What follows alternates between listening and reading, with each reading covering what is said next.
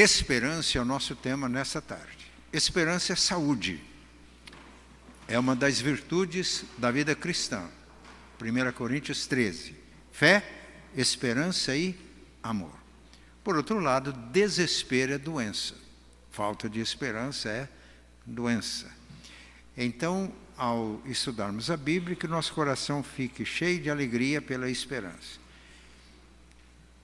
E se não temos muito motivo de nos alegrar no presente, a Bíblia traz uma exortação: alegrai-vos na esperança. Alegrai-vos na esperança. Na carta aos Hebreus, capítulo 6, nós lemos: pois quando Deus fez a promessa a Abraão, 6:13. Hebreus 6:13. Pois quando Deus fez a promessa a Abraão, visto que não tinha ninguém superior por quem jurar, jurou por si mesmo, dizendo: certamente te abençoarei e te multiplicarei.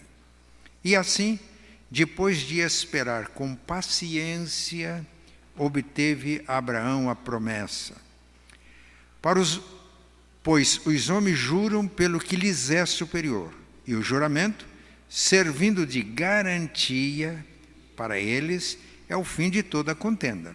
Por isso, Deus, quando quis mostrar mais firmemente aos herdeiros da promessa a imutabilidade do seu propósito, se interpôs com juramento, para que, mediante duas coisas imutáveis, nas quais é impossível que Deus minta, forte alento tenhamos nós, que já corremos para o refúgio, a fim de lançar mão da esperança proposta, a qual temos por âncora da alma, segura e firme, e que penetra além do véu, onde Jesus, como precursor, entrou por nós, tendo se tornado sumo sacerdote para sempre, segundo a ordem de Melquisedeque.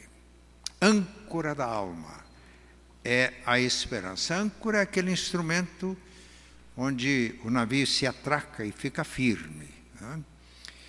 E a esperança é a âncora da alma. E o texto diz que ela penetra o véu. Onde Jesus está. Jesus entrou no Santo dos Santos, e a carta aos Hebreus deixa claro que não é daquele santuário terrestre, construído, aquele tabernáculo construído no deserto. Mas ele entrou no tabernáculo original, nos céus. Entrou como nosso precursor. Então, a ideia é que a esperança ela está ancorada no trono de Deus, onde Jesus entrou como nosso precursor. Então, isso dá a ideia de firmeza, de certeza para nós outros. Já ouviram alguém dizer que a esperança é a última que morre? Já ouviram? Mas essa esperança aqui não morre. A gente pode até ficar meio fraquinho na esperança, meio adoecido, mas não morre. Porque ela penetra o véu, onde Jesus como precursor entrou, e a nossa vida está ancorada no trono de Jesus, que venceu a morte e que intercede por nós. Nós temos base para essa esperança, porque é promessa. O que nós vimos aqui, Deus fez promessa a Abraão. E Abraão esperou com paciência, porque Deus às vezes prova a nossa fé. E Abraão alcançou a promessa. Então, promessa é a base da nossa esperança. E a promessa mais importante é a promessa de vida eterna. Na carta a Tito, Paulo se apresenta como um pregador do Evangelho, anunciando a promessa da vida eterna, a qual ele disse, Deus fez antes dos tempos eternos. Esta promessa remonta à eternidade. E que no tempo próprio ela foi proclamada, anunciada, e Paulo diz: eu sou o ministro disso. Essa é a promessa. Vida eterna. Em João 5:24, Jesus disse: em verdade vos digo, todo aquele que ouve as minhas palavras e crê naquele que me enviou, tem a vida eterna. Em Cristo nós já temos vida eterna. E a certeza dessa vida eterna é a fé. Todo aquele que ouve as minhas palavras e crê naquele que me enviou, tem a vida eterna, não entra mais em juízo, porque já passou da morte para a vida. João, na sua primeira carta, capítulo 5, versículo 11, ele diz: e o testemunho de Deus é este: ele nos deu a vida eterna, e esta vida está em seu Filho. Quem tem o Filho tem a vida. Quem não tem o Filho, não tem a vida. E no versículo 13 é uma expressão muito forte: e estas coisas eu vos escrevi a fim de saberdes que tendes a vida eterna, a saber, aos que creem no seu nome. Certeza da fé. É aqui que o inimigo ataca, procurando destruir as nossas convicções. No capítulo 11 de Hebreus está escrito: a fé é a certeza das coisas que se esperam. E a fé é a convicção de fatos que não se veem. E aí ele mostra muitos irmãos que pela fé venceram. Alguém diz: eu para crer tenho que ver. Então não crê coisa nenhuma. Jesus disse que é o contrário: não te hei dito que se creres, verás a glória de Deus?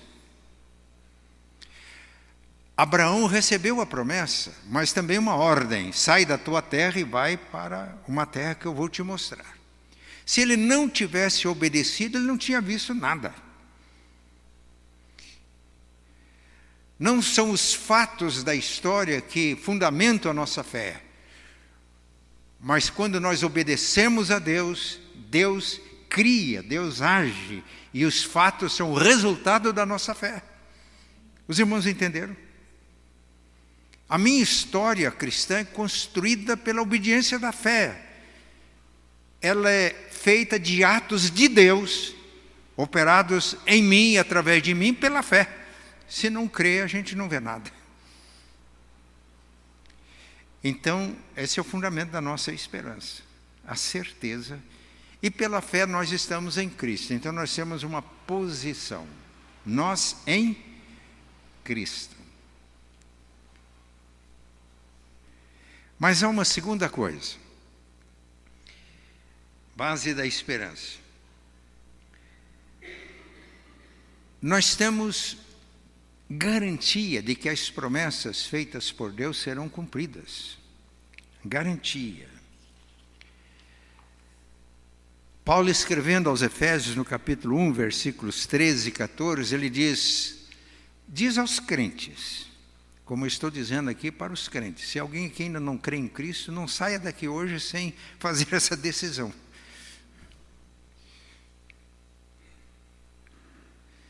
Até hoje eu desafio as pessoas a me provar qual é a desvantagem de ser crente. Diz aos crentes: tendo nele crido em Jesus, fostes selados com o Espírito Santo da promessa, o qual é o penhor, é a garantia, é o arras da nossa herança. Nós estamos em Cristo, mas Cristo está em nós, porque ao crermos recebemos o dom do Espírito, ele é o selo de garantia. Estamos garantidos. Por isso, na carta aos Colossenses, capítulo 1, versículo 27, Paulo diz: Cristo em vós, a esperança da glória. Cristo em vós. Se pela fé nós nos unimos a Jesus e temos uma posição em Cristo, Se alguém está em Cristo, é nova criatura, as coisas velhas passaram. Nenhuma condenação para os que estão em Cristo Jesus. Essa expressão é recorrente nas cartas de Paulo. Agora é Cristo em nós, esperança da glória. Em João capítulo 14, Jesus está conversando com os seus discípulos e ele deixou claro que ele ia partir logo. Eles ficaram tristes. Aí no versículo 8 ele diz: eu não vou deixar vocês órfãos, eu vou voltar para vocês. Ele não está falando aqui da segunda vinda. Porque quando chega no versículo 23 ele diz: se alguém me ama, guardará a minha palavra, e meu Pai o amará. E viremos para ele, o Pai e eu, e faremos nele morada. Ele faz morada através do Espírito Santo. É o outro Consolador. Ele está explicando isso no capítulo 14. Então Jesus diz que quando nós cremos em Jesus e amamos a Jesus, somos amados pelo Pai. E o Pai vem até nós e faz morada em nós. Eu sempre brinco que o crente é uma igreja ambulante. Onde o crente chega, o Espírito Santo chega. Aliás, não chega só o Espírito Santo, chega a Trindade. Porque é através do Espírito que o Pai e o Filho moram em nós. E meus irmãos, isso é muito sério. Esse negócio do crente ter medo do mundo, porque vai ser contaminado, é uma fraqueza terrível. Se ele está em Cristo e Cristo está em nós, e não só Jesus mora no coração, o Pai e o Filho pelo Espírito Santo. Por isso, João diz que é maior o que está em nós, é a Trindade em nós, do que está no mundo. Portanto, não há nenhuma razão para ter medo do mundo, fugir do mundo, correr do mundo. A armadura que nós temos em Efésios 6, 10 a 20, ela só protege na frente. Pode ler lá. É o capacete da salvação, a couraça da justiça, o escudo da fé, sapatos para caminhar. Por quê? Porque quem está empenhado na luta espiritual não dá as costas para o inimigo. Então, essa é a garantia. O selo, ele em nós. E o que é que o inimigo tenta fazer aqui? É fazer a gente esquecer essa verdade e ter dúvida da nossa identidade. Não foi isso que ele fez com Jesus? Se és o Filho de Deus, faça isso, prove para mim. Meus irmãos, eu não tenho que provar para ninguém que eu sou crente. Porque Paulo, escrevendo aos Romanos, no capítulo 8, ele diz: o mesmo Espírito testifica com o meu Espírito que eu sou Filho de Deus. Palavra de Deus. Testemunho interno do Espírito Santo. Não temos que provar nada para ninguém. A consciência clara de quem nós somos. E se cremos que Ele está em nós, nós vivemos nele. E agora aqui a tentação, a força do inimigo, que ele vem para roubar, matar e destruir, é fazer com que a gente esqueça a identidade, que somos filhos, somos amados pelo Pai. E para a gente andar na carne e não no Espírito. O crente que começa a andar na carne e não no Espírito, ele logo começa a ter problemas, dificuldade, fica doente. Paulo diz que a gente deve andar no Espírito e não satisfazer as concupiscências da carne. E aí ele fala o que é a obra da carne e o que é a obra do Espírito. As obras da carne são conhecidas, são prostituição, avareza, lascívia, idolatria, feitiçarias, contendas, inimizades e coisas semelhantes. O fruto do Espírito é amor, alegria, paz, longanimidade, benignidade, mansidão, domínio próprio. E Paulo diz: contra estas coisas não há lei. Se eu estou em Cristo, Cristo vivendo em mim, e eu estou vivendo no Espírito, e Ele produzindo o fruto do Espírito em mim, eu tenho a verdadeira liberdade. Mas o encardido tenta fazer a gente esquecer disso e afastar disso. Ele vem para roubar, matar e destruir. Então o objetivo nessa tarde é nós nos voltarmos para Ele e andarmos no Espírito. Mas há uma terceira coisa. nós somos vencedores, ou vencemos aquilo que Paulo chama de as aflições do tempo presente. As aflições do tempo presente. Jesus disse, no mundo tereis aflições. Se é verdade que eu estou em Cristo e Cristo está em mim, então há um raciocínio, então eu não posso passar por aflições, por tribulações. Os irmãos se lembram que no texto de Hebreus 6, diz que Abraão tinha promessa e ele esperou com paciência. O Salmo 40 diz, esperei com paciência no Senhor, ele se inclinou para mim e ouviu o meu clamor, tirou-me de um poço de lama, de um tremedal de lama, e me firmou os passos na rocha, e me pôs um novo cântico nos meus lábios, um hino de louvor a Deus. Muitos verão essas coisas, temerão e confiarão no Senhor. Por quê? Porque as pessoas viam que ele estava passando por lutas, por provações, por aflições, mas ele esperou com paciência no Senhor. Então não quer dizer que a gente não passe por aflições, pelo contrário. Na carta que Paulo escreveu aos Filipenses, ele, no versículo 3:17, diz, olhem para nós, olhem para ele, Paulo, para Timóteo, para os companheiros dele, e vejam o modelo que vocês têm em nós. Porque muitos andam entre nós, ele está falando de pregadores, que eu já falei isso para vocês, e o assunto era tão sério que eu falei, agora eu falo chorando, são inimigos da cruz de Cristo. Porque o Deus deles é o ventre. A preocupação dele é só com as coisas terrenas. São esses pregadores que dizem, como crente, você não pode passar por aflições, você tem que ter fé. E tendo fé, você vence. E você tem que sacrificar, porque sacrificou, Deus está na obrigação de fazer o que você quer. Não é assim.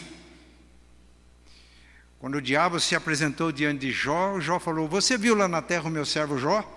Homem íntegro, temente a Deus, se desvia do mal. O diabo falou, levantou uma tese. Ele faz isso só por interesse, Senhor. É claro que é fácil temer a Deus como Jó. O Senhor fez uma cerca de proteção em volta de Jó. Derruba a cerca, para ver se ele continua.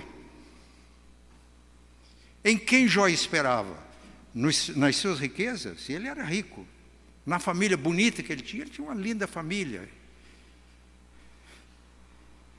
Aí Deus permitiu que o diabo tocasse em que Jó tinha. Ele perdeu tudo que tinha. Perdeu todos os filhos. O diabo volta à carga e falou, ele ainda tem saúde, toca. Deus permitiu. Não me pergunte porque Deus permite, mas Deus tem um propósito nisso. Quando ele passa por aflições permitidas por Deus, Deus permitiu, perdeu a saúde. Aí ele perdeu a compreensão da esposa. Olhou para ele, você ainda conserva na sua integridade, esperando em Deus, nessa situação, amaldiçoa esse Deus e morre. Que Deus é esse? Esse Deus para mim não serve. Ele olhou para a mulher e falou, você fala como uma doida. A gente recebeu de Deus tantos bens, não haveria de receber os males? E Jó prostrou, adorou a Deus e disse, Senhor Deus, Senhor levou, bendito seja o nome do Senhor. Esse é o crente que espera em Deus. Mas aqui nós temos algo impressionante. Eu disse que nós em Cristo, Cristo em nós, e agora eu vou dizer Cristo por nós. Quando você chega na carta de Paulo aos Romanos, capítulo 8, versículo 34, Paulo diz o seguinte, aquele que não poupou o seu próprio filho, antes por todos nós o entregou, porventura não nos dará graciosamente com ele todas as coisas? Pois foi ele quem morreu, ou antes quem ressuscitou, e está sentado à direita do Pai, o qual intercede por nós. Nas aflições do tempo presente, Jesus é o sacerdote eterno, segundo a ordem de Melquisedeque, que continua intercedendo por nós. Deus não livrou Estevão da perseguição dos seus compatriotas judeus, por causa do testemunho, ele foi condenado à morte, e uma morte horrível, a pedradas. E ele recebe essas pedradas, as pessoas enfurecidas, e ele dá um testemunho. Ele diz: eu vejo os céus abertos e o Filho do Homem de pé à direita de Deus. A Bíblia sempre diz que Jesus está sentado à direita do Pai agora. Mas a intercessão dele por Estevão foi tão intensa que ele ficou de pé. Falou: Senhor, o Estevão crê em nós. A esperança dele é de vida eterna. Ele não está esperando só as coisas terrenas. E ele, por causa do testemunho, ele está recebendo pedradas. Senhor, fortalece, que ele não desfaleça agora. Ele viu Jesus de pé à direita do Pai, intercedendo por ele. Aqui, meus irmãos, está a graça e a força para a gente vencer as tribulações, as aflições do tempo presente. A intercessão de Jesus. Hebreus 7, 25 diz que ele vive para sempre para interceder por nós. Ele é nosso advogado. E nós não nos livramos das aflições do tempo presente, mas nós temos um intercessor. Que intercessor? Quando a gente intercede, a gente tem um companheiro extraordinário, é Jesus. Mas não é só Jesus, o Espírito Santo. Em Romanos, capítulo 8, versículo 18, perdão, eu agora aqui atrapalhei. Bem, não importa, eu vou citar o texto. Ele diz que nós não sabemos muito bem como orar. Eu não sei se isso acontece com os irmãos, mas tem hora que eu não sei bem como orar, não. Não sei. Tem hora que a fraqueza é tão grande que Ele nos assiste em nossas fraquezas. Nas aflições do tempo presente, tem horas difíceis. Tem um dia mau, lá em Efésios 6,13, o dia mau. Nós não sabemos orar como convém, mas Ele nos assiste em nossas fraquezas, e notem bem, Ele intercede por nós sobremaneira, é que está escrito lá, sobremaneira, com gemidos inexprimíveis. E Deus, que sonda os corações, aceita a intercessão do Espírito, porque é segundo a vontade do Pai que Ele intercede por nós.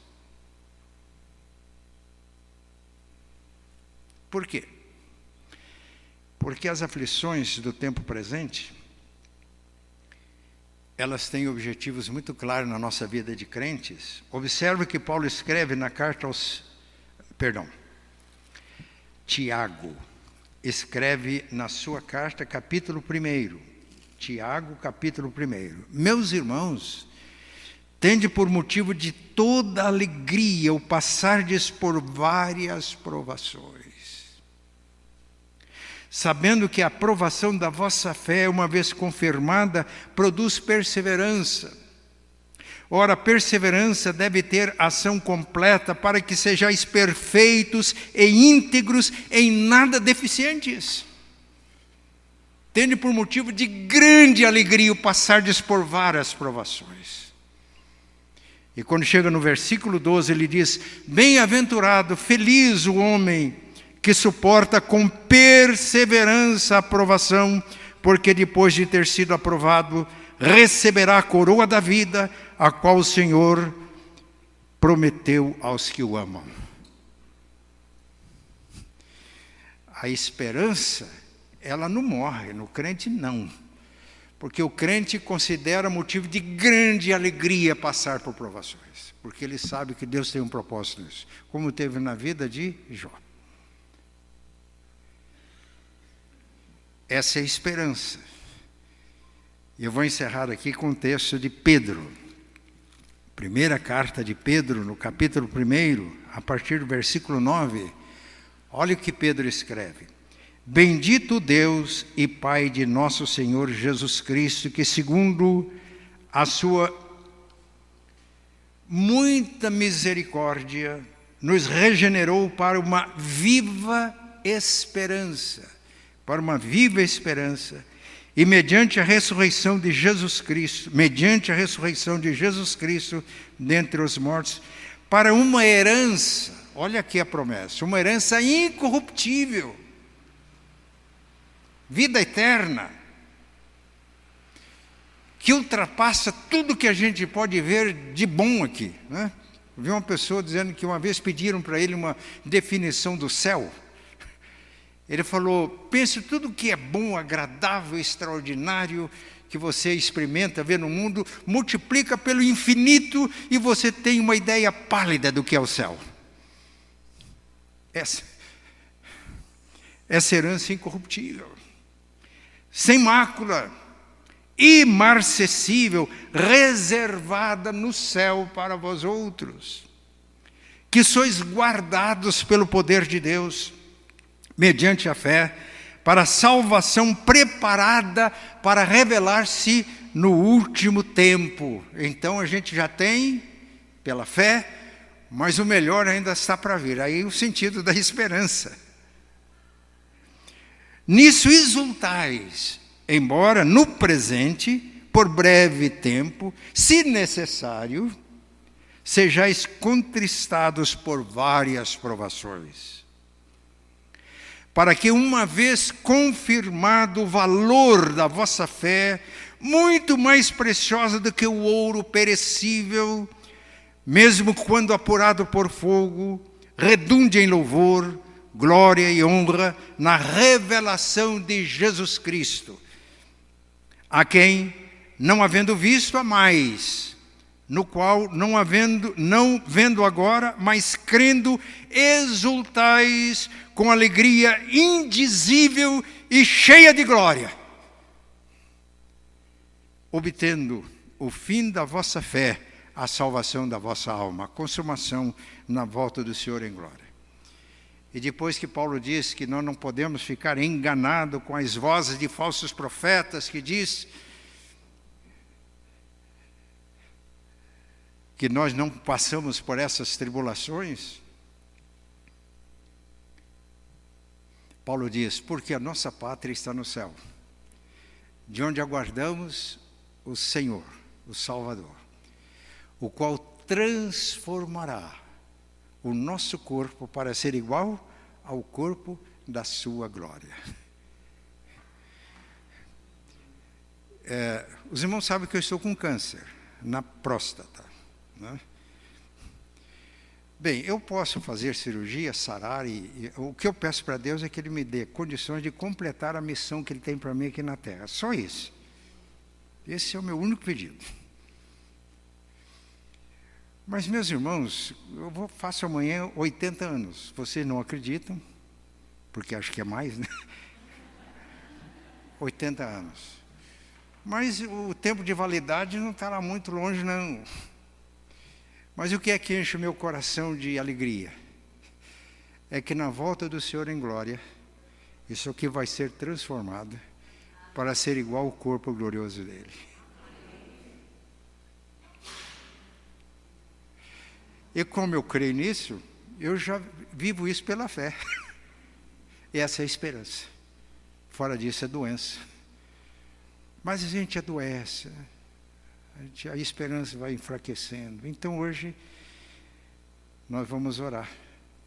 E quem está exuberante na fé e na esperança, vamos orar também, né? A gente não ora só pelas necessidades da gente, a gente intercede. Você vê aqui nessa tarde, você está tinindo assim, na sua esperança em Cristo.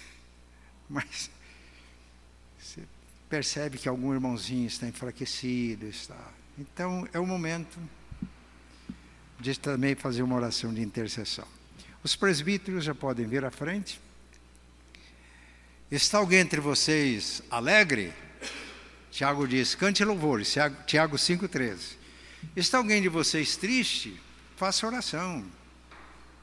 Está alguém de vocês doente no espírito, na alma, no corpo? Chame os presbíteros da igreja. Então, estão convocados aqui. E estes façam oração sobre vocês, ungindo-o com óleo em nome do Senhor, e a oração da fé salvará o enfermo.